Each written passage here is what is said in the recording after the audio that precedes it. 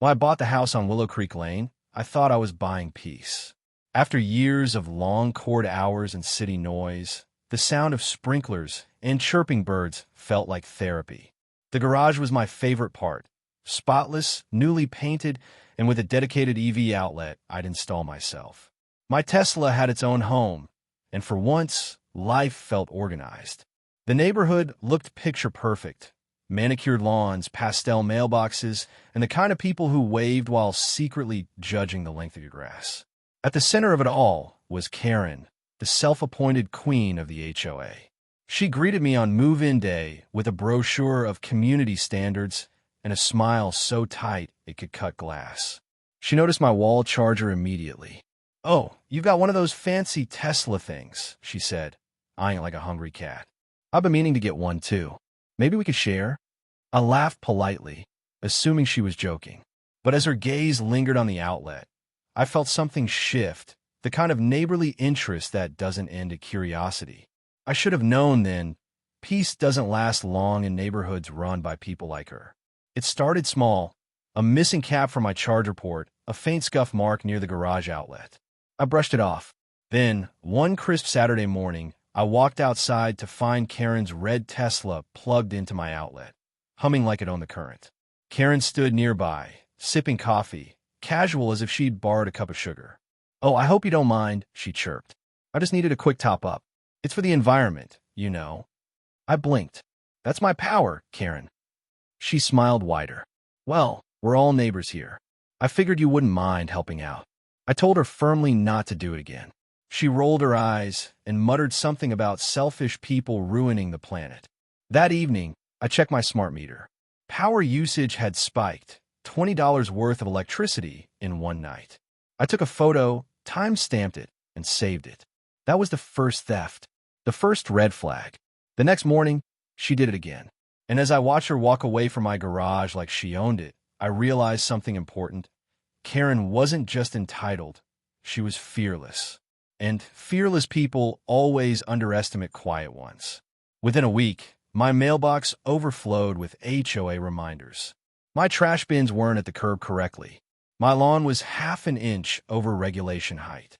My driveway lighting was too bright. Every notice came signed by Karen Whitmore, HOA secretary. It was clear I was being marked. I kept calm, documenting every petty rule she weaponized. But Karen didn't stop. When I unplugged her Tesla one night, she knocked on my door at 11 p.m., ranting about how I didn't care about sustainability. The next morning, someone had chalked Energy Hog on my driveway. Even my daughter noticed.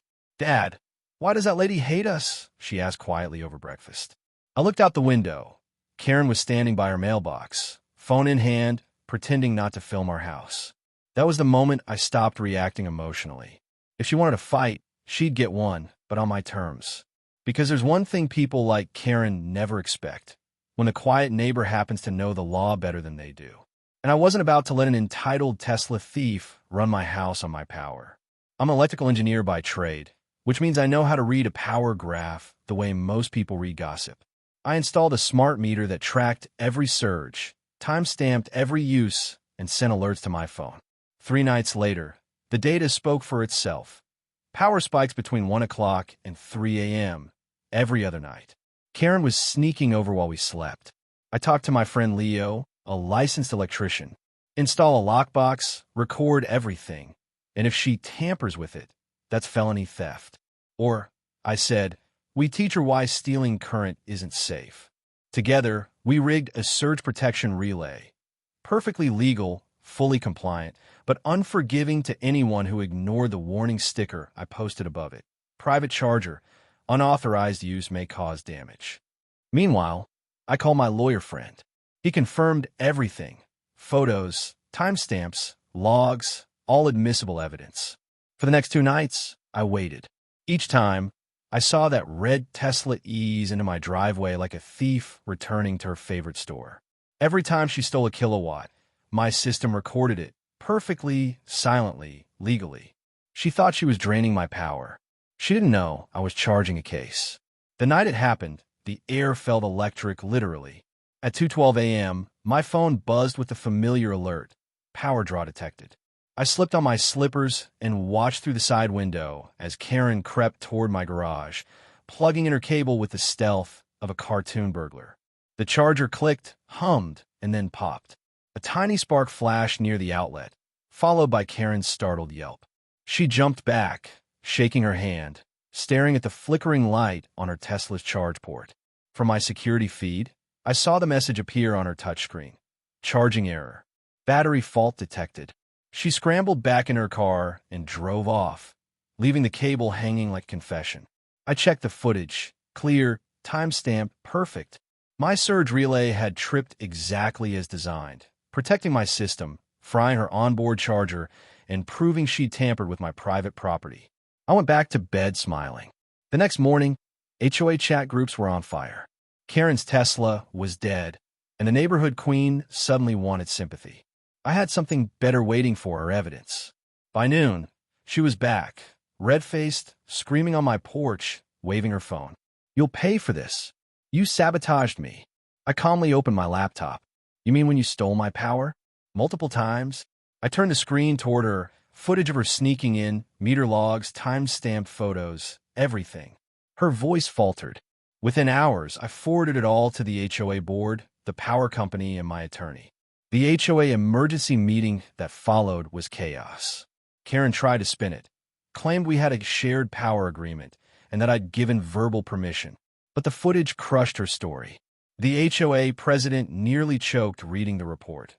Karen had violated 3 community rules, 2 local ordinances, and state energy theft laws.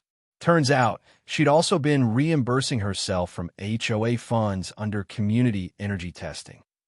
Thousands of dollars. The board voted her out unanimously. The utility company billed her for 6 months of unauthorized usage. And her Tesla warranty? Voided due to unauthorized external charge surge. The queen of the cul-de-sac was dethroned, and all it took was her own arrogance. Funny thing about power, people like her always think they have it, until you flip the right switch. Weeks later, the neighborhood was quieter.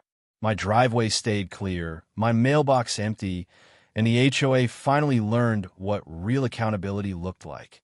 Karen moved out quietly after paying restitution and losing her board position. The new president, Leo, my electrician friend, installed neighborhood cameras and updated the bylaws. The irony?